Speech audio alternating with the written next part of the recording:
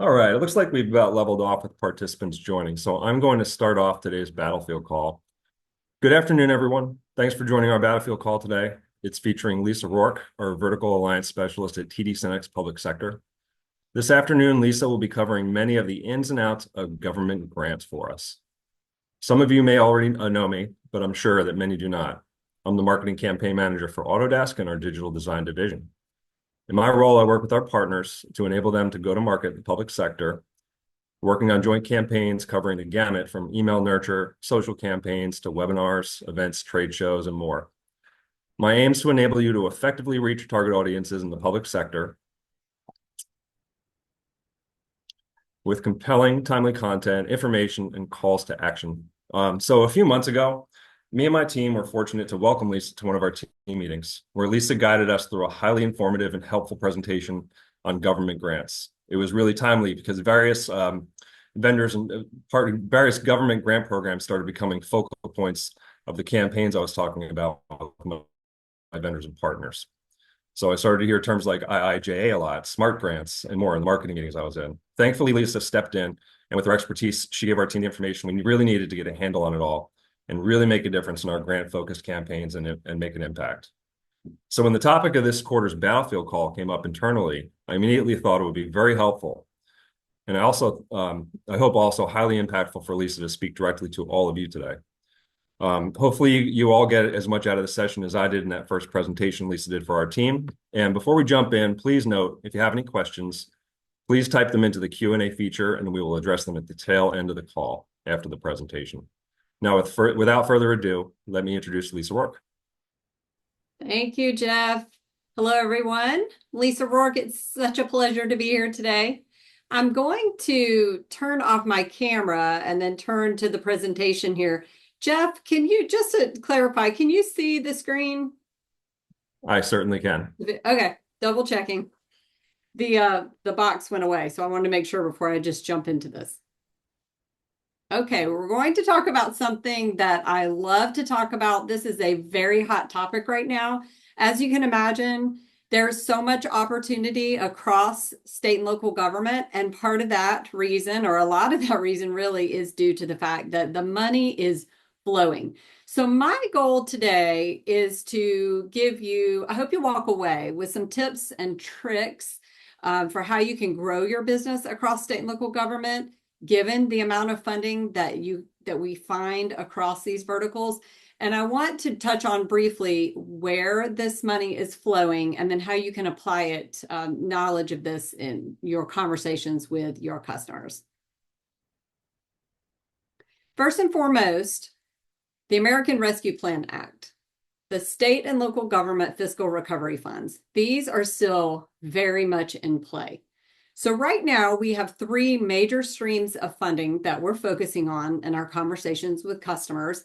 And while there are other laws in play and perhaps other streams of funding, in regards to vertical opportunities, I will touch on three of the greater opportunities right now. So I have had partners come and ask questions about where they can find funding specific to a particular challenge a customer has. And while there are thousands of grants out there, and that's part of the reason for my role is to help simplify what is out there and then compartmentalize it into the opportunities within each vertical.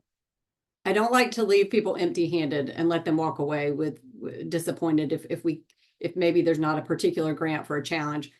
So I have pointed partners to the state and local government fiscal recovery funds. And I actually had a partner recently come back to me and thank me and said that they were able to find funding here for a customer to purchase the technology they need. So where you can find a dashboard to see if your customers have funds that they have yet to allocate and or spend, you can go to pandemicoversight.gov.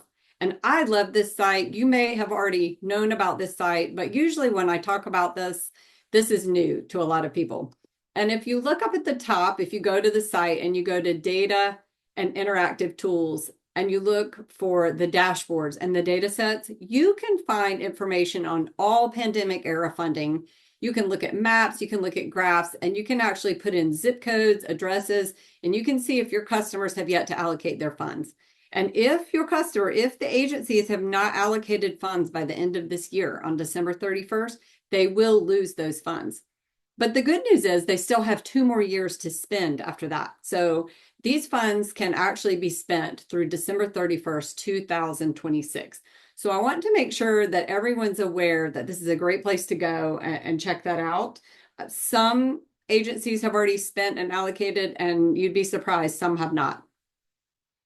And then the other two that we're going to be touching on here today are the Infrastructure Investment and Jobs Act offerings and the Inflation Reduction Act. And so I understand that a lot of you on this call might be working on infrastructure projects. And so as you well know, the Infrastructure Investment and Jobs Act has a lot of offerings. At one point in time, I tracked agency offerings through IJA, and it came up with at least 88, I think, huge, large opportunities that are flowing from these agencies. And where you see a lot of the main sources of funding, and you may already know this, but the NTIA, the DOT, FEMA, the DOJ, Health and Human Services, the Department of Energy, the cybersecurity, CISA, there's a lot of money out there for that. And really cybersecurity is a part of almost all solutions being put together. And the EPA, although the EPA right now, there are a lot of new offerings there, and a lot of that is coming from the Inflation Reduction Act. So the Infrastructure Investment and Jobs Act is a 5-year program, and we are just over halfway through. And what we've found is that the offerings from the federal agencies, which are then offered down to the states, and then which the states, once they receive, then they open up their own bank of grants down to a local level. These are going to flow seasonally. So there are a lot of these agencies, you can pretty much guess when the next round of grant applications is going to open. Like, for instance, FEMA, which has a tremendous amount of offerings. Somewhere around spring to early summer, you're going to see a lot of offerings, as well as the Department of Justice. But I'll touch on a few of these just to make sure you're aware of some of the little known opportunities there.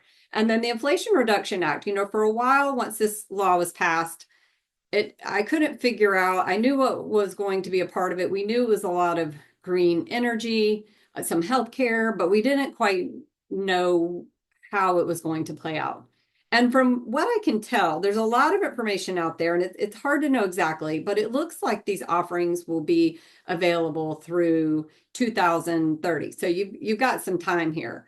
But just recently on the EPA site and the Department of Energy site, I noticed some very large grants. I think 65 million I saw recently on the EPA, a lot of community type grants, and really wide open for lots of different projects. So I would highly recommend that you check those out and see if there are some opportunities for you and your customers.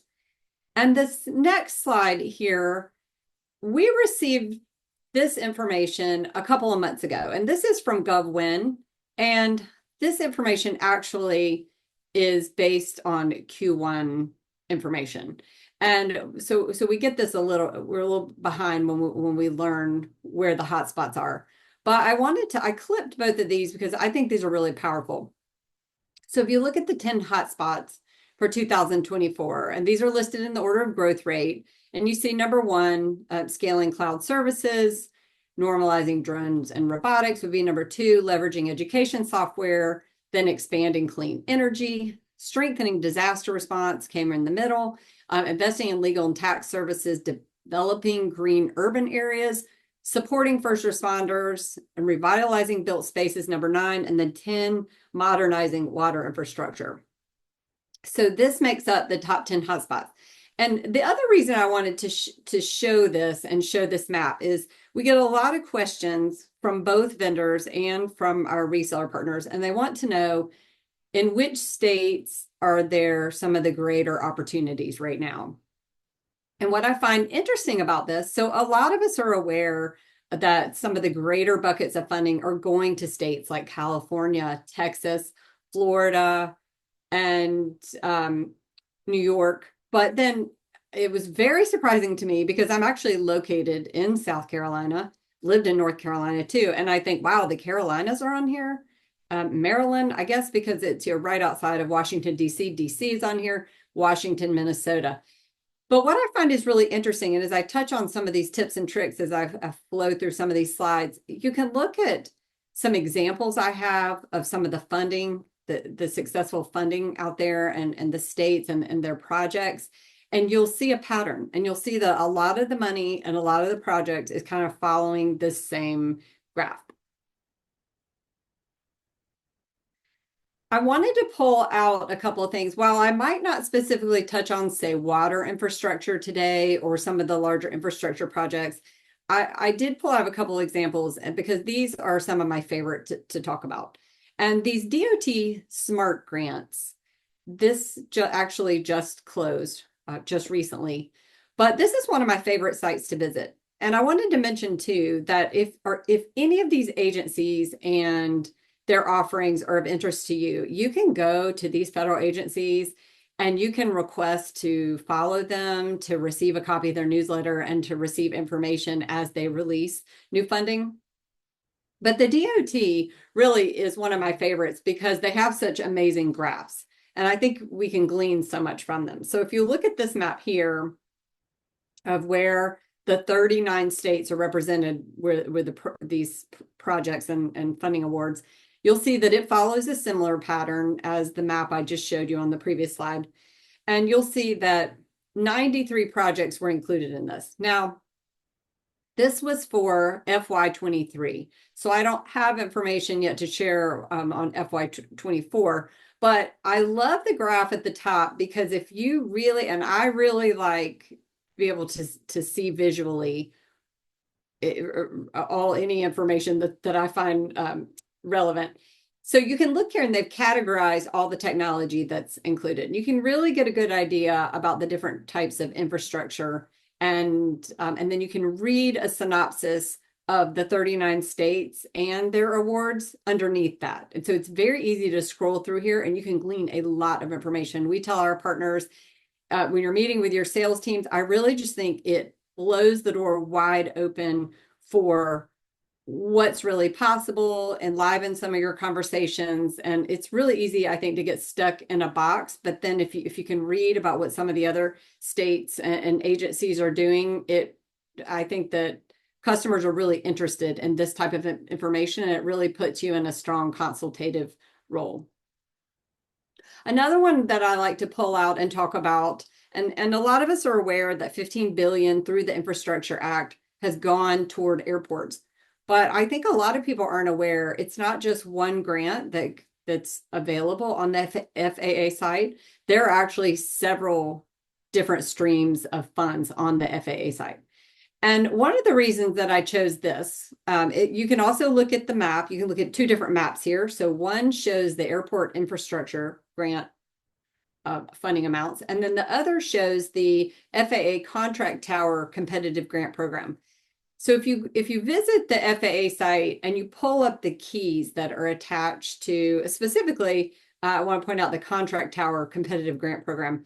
The key at the bottom will give you a lot of great information. And then of course, if you look at the list of grants on the FAA site, you'll be pleasantly surprised to see that there are a lot of different offerings here. And this is just another example of some of the hidden opportunities there. I know last week on LinkedIn, I posted an article about some of the construction and the infrastructure projects that Hartsfield Jackson has participated in recently in Atlanta, Georgia. And then I included this slide because I think it's really important. A lot of our partners maybe are focused on one vertical or two, but then they're not really sure how they can expand their business into additional verticals. And this is another reason I think the grant offerings are so wonderful because you will typically find, especially with a lot of the infrastructure offerings, there are multiple verticals referenced. So it's easy to combine. You'll see a lot of money for healthcare and public safety together. And then because of course, like with hospitals, they need to be there. It needs to be safe. Physical safety is hugely important. But then also we know that cybersecurity, healthcare is one of those areas where cybersecurity is probably maybe where they're the most vulnerable. And then public safety, you'll also see that with state and local government offerings, and then education and public safety. Naturally, you see these two together. And I listed in the larger dots some of the agencies where you typically see a lot of offerings. And I'll just mention Health and Human Services. There are so many grants on the Health and Human Services site. I get emails from them about their grant offerings, and it takes forever just to scroll through them. But there are a lot of training grants. There's a lot of money there. Just really anything you could think of related to healthcare on that site. So I wanted to point that out. And I've got another slide where I do point out a suite of grants on the FEMA site that I'm a huge fan of. And so I'll be talking about that just in a second. And the DOT, as I showed you, these smart grants, I know our local county has been awarded funds through their own bank of smart grants that have come from our state. So I know that there are a lot of cool projects that they've been working on, even through like waste management. We've sat through some presentations from them, and then of course there is money for education even on the DOJ site.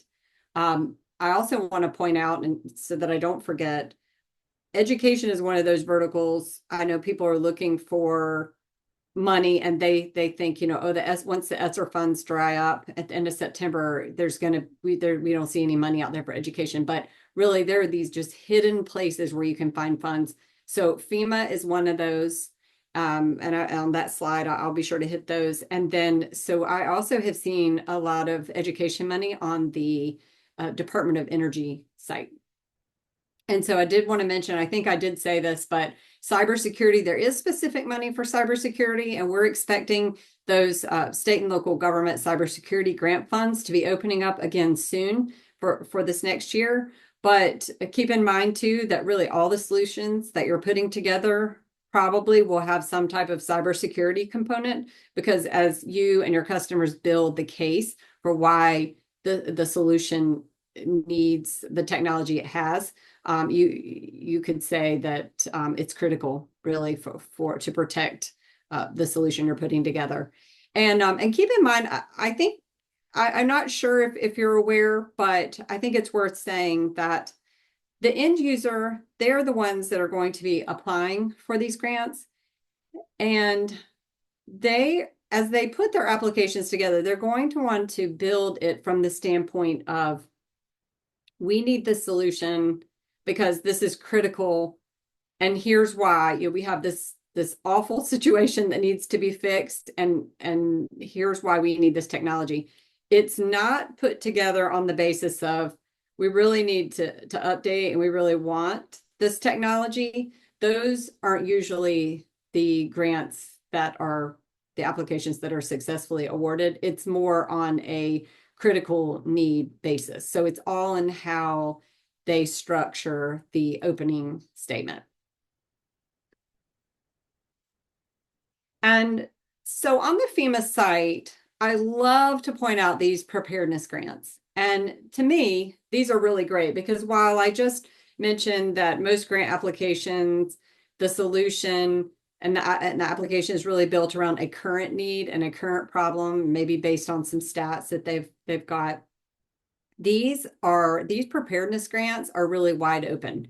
So I think this is a hidden gem because agencies can really build a case for why they need certain technology for what they deem a future necessity. And I think this is a great place to, if there's just technology that they're interested in purchasing or they'd like to have it, I think you could build a case for why in the future they're going to need it. So I think there's a little bit of flexibility here. And really, this is these preparedness grants. There are about 8 of these, I think. It's a suite of grants, anywhere from hazard mitigation to like wildfire type funding is there. And then the one that I like to point out is the State Homeland Security Grant Program. And this one is a part of the Homeland Security Grant Program, which actually has 3 grants within the Homeland Security Grant Program. So the State Homeland Security Grant Program has a 60% pass through to a local level. And hospitals,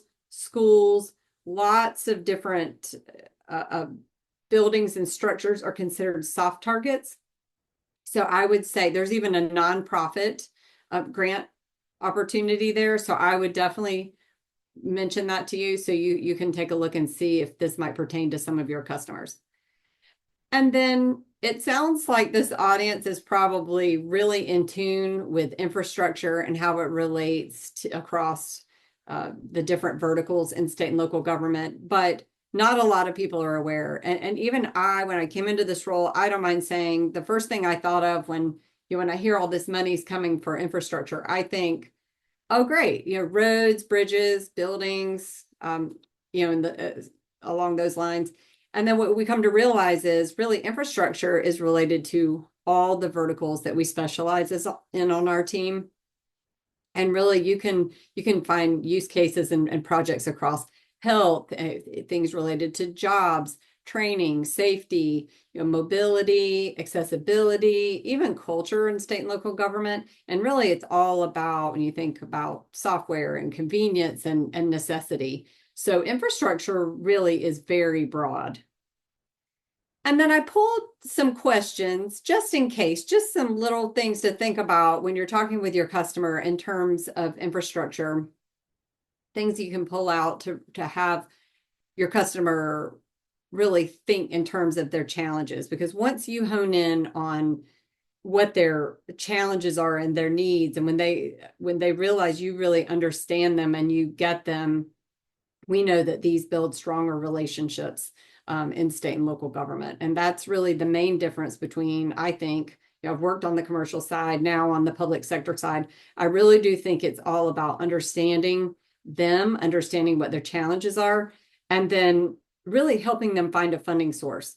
And we had a speaker come to one of our events last year, and really I thoroughly enjoyed what she had to say. And she worked in the mayor's office, I think in Baltimore. I think she had lived in, but she had worked in several agencies. And so it was very eye-opening to me. It was all about how do you get your foot in the door with a customer.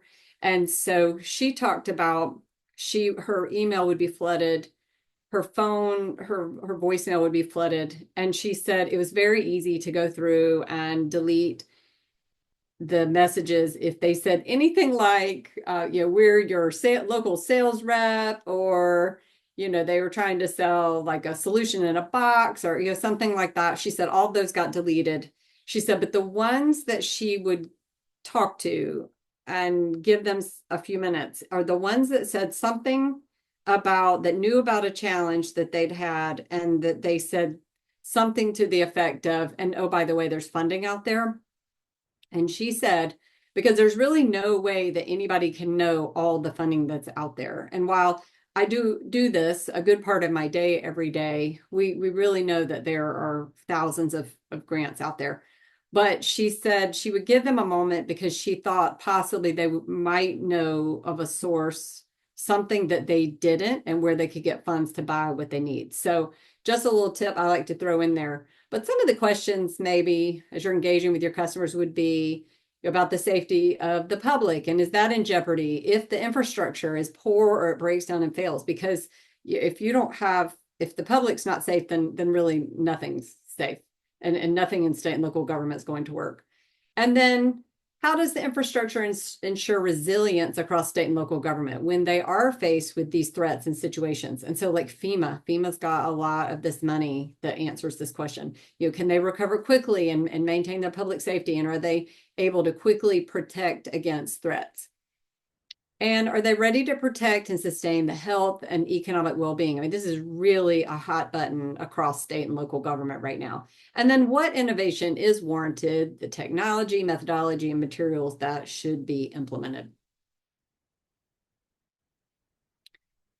And so that ties up the main points that I wanted to share with you and bring across, just to maybe highlight some opportunities that possibly you hadn't thought about or that hadn't come up with in conversations with your customers.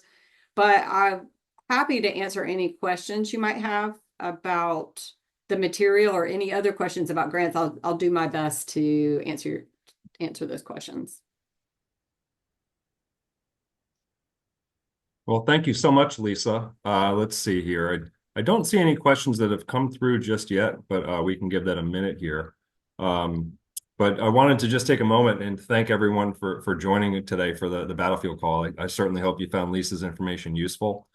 And if you have any questions on anything that Lisa presented today, please feel free to email me. I can drop my email in the chat here momentarily.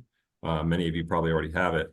But in another note, we're excited to announce that next quarter's Battlefield Call is going to build off of today's topic, with Bruce Milligan discussing what to do once you've found one of these programs or grants from a tactical sales perspective. So, building off of today, hopefully we'll find that really useful, and Bruce is going to do a deep dive into that. Let me just double check here, see if we have any questions. Don't believe we do. But before we go here, I am going to drop my email in the chat. So if anybody would like to follow up on anything here today, you can do so. Give me 1 second here.